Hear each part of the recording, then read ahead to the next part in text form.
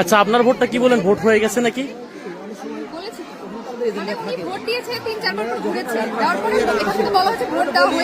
উনি দেননি ভোট এখন? না, একবার বলা হচ্ছে আপনার ভোটার আইডির মিল নাই, একবার বলা হচ্ছে যে আপনাকে টেন্ডার করে ওনারা শিওর করছেন যে ওই ব্যক্তি হইলো।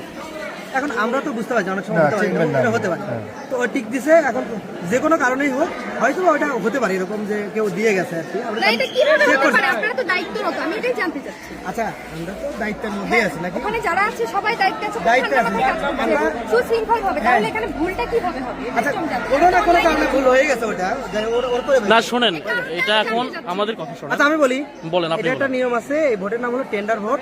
এখানে আমাদের একটা নীতিমালা আছে নির্বাচন কমিশন কর্তৃক।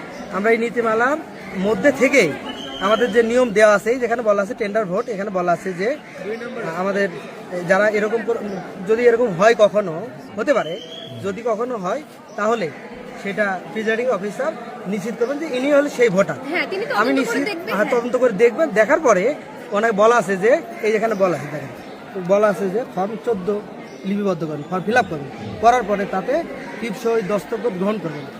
অতঃপর চিহ্নিত ভোটার পেপার প্যাকেট 6 ফেলবেন। এই যে ভোটার 6 অলরেডি আমি সেই প্যাকেটটা নিয়ে আসছি, আমাদের নিয়ম অনুযায়ী নিয়ে আসছি। নেওয়ার পরে সেটা আবার আমাদের প্যাকেট আমার 6 আমি সব প্রক্রিয়া সম্পন্ন অলরেডি করে ফেলছি। ওনারটা আচ্ছা, আমরা তো আইনের মধ্যে আছি, আমরা কি আইনের বাইরে যেতে পারি? এই 6 দিয়ে তারপরে বলা আছে যে এটা টেন্ডার ভোটের তালিকা ফর্ম 14টা প্যাকেট 11তে রাখতে হবে। উল্লেখ্য যে টেন্ডার ব্যালট পেপার গণনা করা যাবে না। এটা এমন যে পরবর্তীতে যদি কর্তৃপক্ষ মনে করে যে প্রয়োজন এটা, তখন এটা এই ব্যালট পেপারটা আপনার এখানে ইনক্লুড হবে না, আমি করতে পারবো না। এটা অফিসে যাবে, কর্তৃপক্ষের বিবেচনা। এটা কখন বিবেচনা করবে? ভোটের পরবর্তী আচ্ছা, এটা তো রাষ্ট্রের বিষয়। আচ্ছা আমি বলি আপনাকে, আচ্ছা আমি বলি আপনাকে, আচ্ছা এটা আমার মাথাতে করি নাই তো, রাষ্ট্র করছে।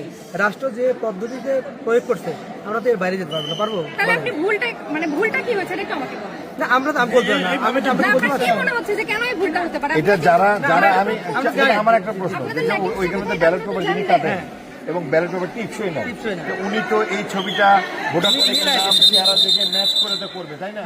তাহলে এটা উনি না দেখে কেমনে ছবিটা নিল?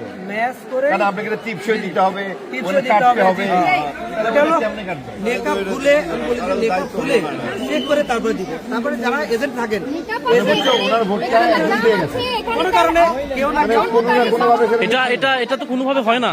একজনের ভোট আরেকজন দেওয়া, এটা তো কোনোভাবে হয় না। হতে পারে যে তার নামের সাথে মিল আছে, নামের সাথে ঠিক আছে, এটা হতে পারে। থাকবে না, জন্ম তারিখ থাকবে না, তার ভোটার আইডি।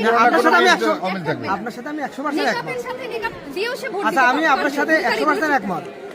এই ধরনের কোনো অনাকাঙ্ক্ষিত ঘটনা যদি ঘটে, নির্দিষ্ট একটা প্রক্রিয়া অবলম্বন করতে হবে। আমরা এর বাইরে যেতে পারবো না? আপনি পারবেন না, কিন্তু আমার কথাটা যেটা যে সেটা তো গণ্য হচ্ছে না। আমরা কষ্ট করে কেন টেন্ডার ভোট দিব?